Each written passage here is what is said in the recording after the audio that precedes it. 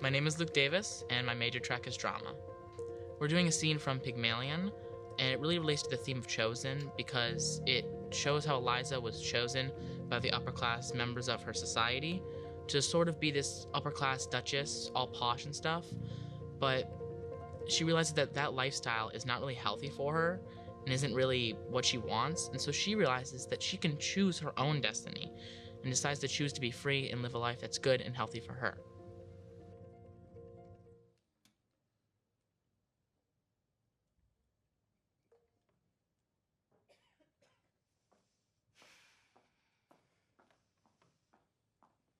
Well, Eliza, you've had a bit of your own back, as you call it. Have you had enough, and are you going to be reasonable, or do you want any more? You want me back only to pick up your slippers and put up with your tempers and fetch and carry for you. I haven't said I wanted you back at all. Oh, indeed. Then what are we talking about? About you, not about me. If you come back, I shall treat you as I've always treated you. I can't change my nature, and I don't intend on changing my manners. My manners are the same as Colonel Pickering's. That's not true. He treats a flower girl as if she was a duchess. And I treat a duchess as if she was a flower girl.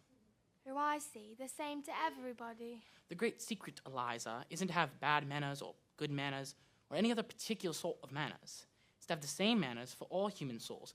In short, behaving as if you were in heaven. There are no third-class carriages, and one soul is as good as another. Amen. You are a born preacher.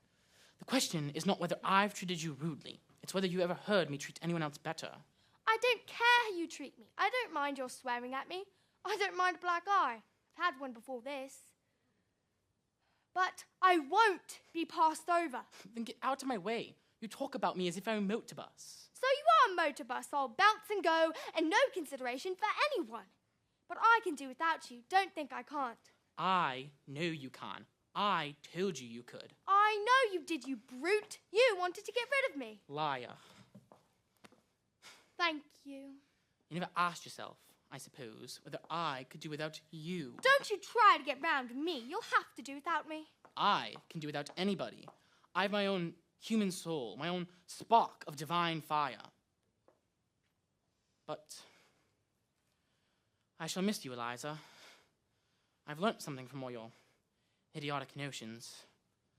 I confess that, humbly and gratefully, and I've grown accustomed to your voice and appearance. I like them, rather. Well, you have both of them on your gramophone and in your book of photographs. When you get lonely without me, you can turn the machine on. It's got no feelings to hurt. But I can't turn your soul on, Eliza. Leave me those feelings, and you can take away the voice and face. They are not you. Oh, you are a devil. You could twist the heart in a girl as easy as one could twist her arms to hurt her. You don't care a bit for me. I care for life, for humanity, which you are a part of, that has come my way and been built into my house. What more can you or anyone else ask of? I won't care for anybody that doesn't care for me. Commercial principles, Eliza, like shilling violets, isn't it? Don't sneer at me. It's mean to sneer at me. I have never sneered in my life. Sneering does not become the human face, nor the human soul. I'm simply expressing my righteous contempt against commercialism. You call me a brute because you couldn't buy a claim on me by fetching my slippers or finding my spectacles. Eliza, you were a fool. I think it's a disgusting sight for a woman to fetch a man's slippers. Did I ever fetch your slippers? I think a great deal more of you for throwing them in my face. Now you're slaving for me and then asking to be cared for. For who cares for a slave? If you come back out of good fellowship, for you'll get nothing else. You've had 1,000 times as much out of me than I have out of you.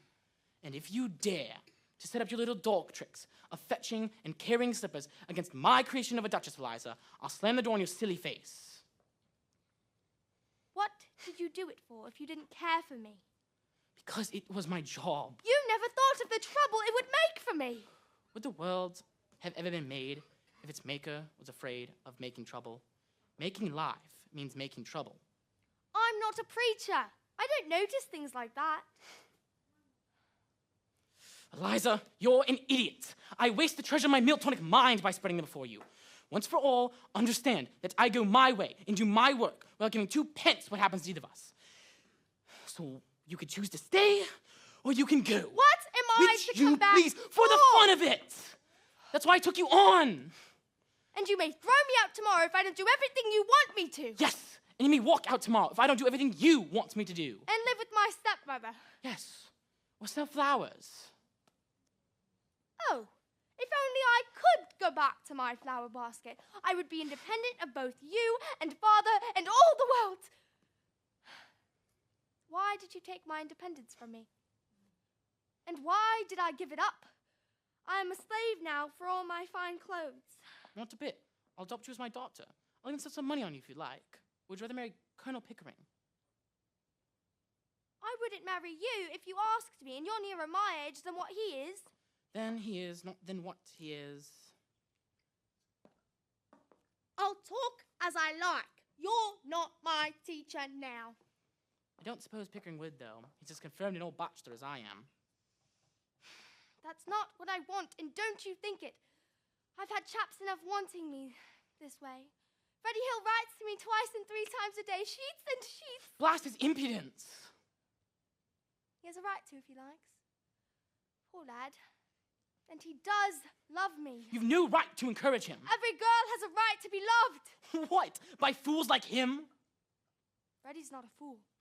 And if he's weak and poor and wants me, maybe he'd make me happier than the betters that bully me and don't want me. But can he make anything of you? That's the point. No. I never thought of making anything of him. We never thought of making anything of one another. But you never think of anything else. I only want to be natural. In short, you want me to be as infatuated about you as Freddie. Is that it? No, I don't. That's not the sort of thing I want from you. Don't be so sure of yourself or of me. I could have been a bad girl if I'd liked. Seen more of some things than you for your learning. Girls like me can drag a gentleman down and love them easy enough. Then we both wish each other dead the next minute. Of course they do. They want in the thunder I'll be quarreling about.